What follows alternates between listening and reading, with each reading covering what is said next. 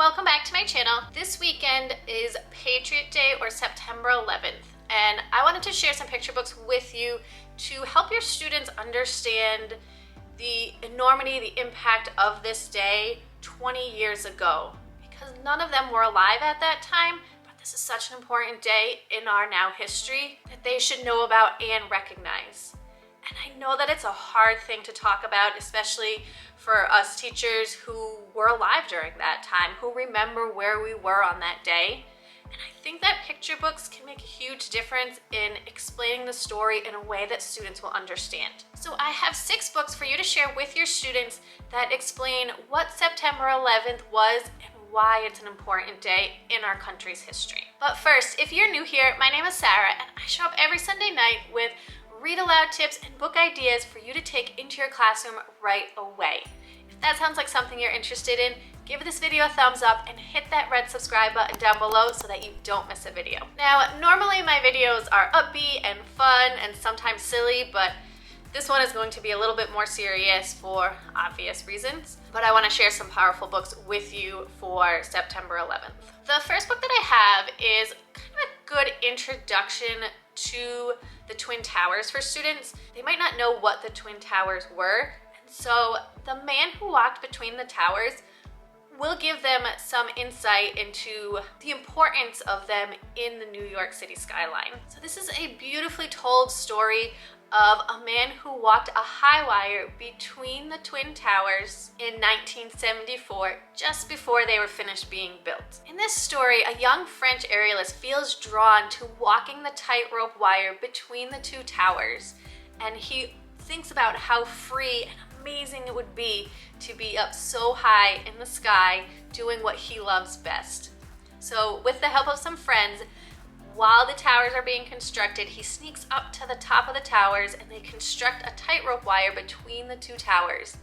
And he spends one morning over an hour doing tricks up on this high wire, so high up in the air. This brilliantly illustrated story really draws out the emotions of the young man in the book, and you almost feel as if you are him and understanding what he's feeling as he's walking between the Twin Towers. At the end of the story, it alludes to the fact that the Twin Towers are no longer standing, but that the memory of them still exists. And I think that can lead into the other picture books that I'm going to share or further discussion with your students. So The Man Who Walked Between the Towers is a good starting point for discussing September 11th with your students. The next book I have is called Fireboat, The Heroic Adventures of the John J. Harvey. This is another great one for younger students, and it really goes into the heroes of September 11th and how helpful they were for all those around them. It starts in 1931 when the John J. Harvey was launched as a fireboat, and how it would go up and down the river putting out fires along the pier. Then we learn that it is officially retired in 1995 and is no longer going to be putting out fires. But a group of friends decide that they are going to preserve this boat and use it just for fun, not to fight fires anymore. But then when September 11th happened, the John J. Harvey jumped back into action and helped out as much as it could. It brought people to safety. It helped pump water for days that the firefighters so desperately needed. This is a great book for discussing with students that you can make a difference in a time of need, even when it feels like there's very little hope. Another good book to share in your class for Patriot Day. The book 14 Cows for America is a deeply moving and powerful story.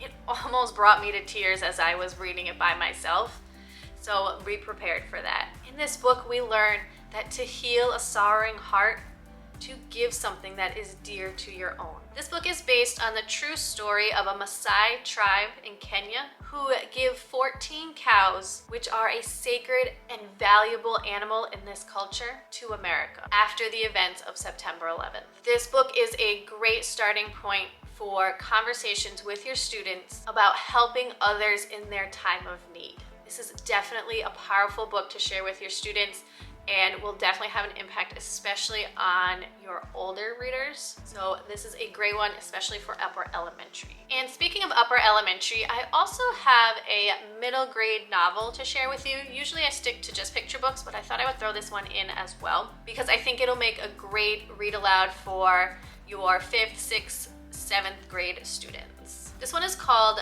9/10, a September 11th story. This one hit me pretty hard because the students in this story were very close to the age that I was when September 11th happened, and I think that was a connection that I could make with the book and really hit me in a different way than the picture books did. But in this book, it follows 4 children in the few days before September 11th, 2001, on that day, and then a year later. And I felt like the eloquent writing and the chilling events almost brought me to tears. As I was reading, I was really engaged in the subtle hints of history and each character's story that we follow throughout the book. Each one is authentic, real, and diverse, yet they are all able to connect and heal throughout the book. So I think this one is a good one for either a read aloud or to have in your classroom library and to see what your students think of it and how it affects them in different ways. So 9/10, a September 11th story, is another great book for Patriot Day. The next 3 books that I have all share a similar story but in different ways.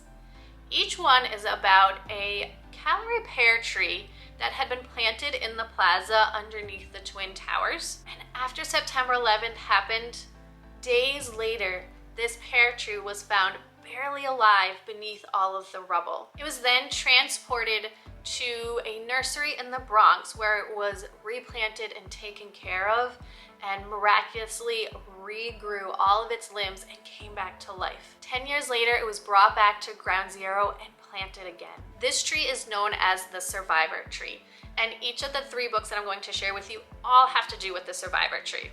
Some of these are brand new books, and stick around to the last one because I have an interactive read aloud lesson plan to go along with it that you can download for free. But let me share each one of those with you. The first one is Branches of Hope, the 9/11 Survivor Tree. And in this story, which I didn't even notice at first until I'd read it a couple times, is that there are 2 stories intertwined throughout the book, one in words and one in pictures. In the words, we learn about what happened on September 11th and the regrowth that happened afterwards in New York City and throughout our country. But as you look at the pictures, there's another story being told.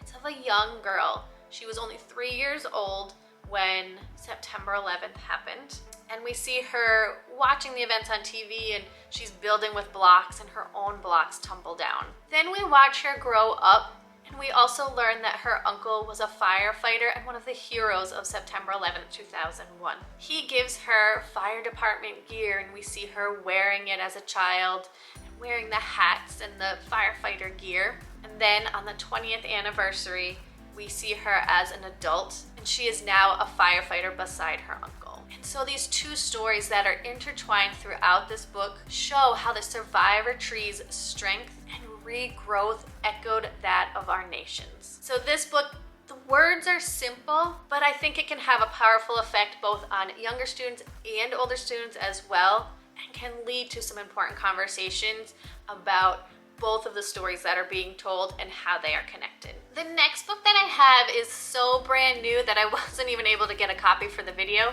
It just came out on August 30th, and this one is called Survivor Tree. This one is a good introduction for younger students because it provides a hopeful story without focusing so much on the specific events of September 11th. And it uses beautiful but minimal language that's easier for our younger students to grasp. And the art in this book truly captures the turning of the seasons and its parallel to the regrowth of the survivor tree. So this one is a great one for you to share, especially with your younger students, but I think it'll also work with upper grades as well. And this last book that I'm going to share is probably my favorite from all that I've shared so far today. This one is called This Very Tree, a story of 9/11 resilience and regrowth. And as the title implies, it's a book about trauma, grief, and recovery. The best part about this book is that it's told from the perspective of the tree, which I think is easier for students to conceptualize and connect with. We learn about what the tree was like before the events of 9/11, how scary that day was, but how the tree was able to survive, and even though it needed some time to regrow and change, it was able to return to its original spot again. And this book is really a touching tribute to all those heroes who picked up the pieces, planted a forest, and built a new city. So this book is also a fairly new book. It did come out a few months ago, so it was easier to get my hands on a copy of it. So I created an interactive read aloud lesson plan to go along with this book for you to share with your students. Using the link in the description box down below, you can download your free copy to use in your classroom this week. So as I mentioned before, Patriot Day or September 11th is such an important day to share with your students in your classroom. And I think that books, especially picture books, will make it easier to start those conversations with your students. So I know there are a lot of books out there that you can use. If you have any others, feel free to leave them in the comments below so that we can all build our lists of books to use this week or throughout the month of September. The ones that I shared were just a few of my favorites, and I think there are a lot of great ones out there. If this video was helpful for you, give it a thumbs up and hit that red subscribe button, because I will be back next Sunday night with more read aloud tips and book ideas for you to take into your classroom. Have a great week.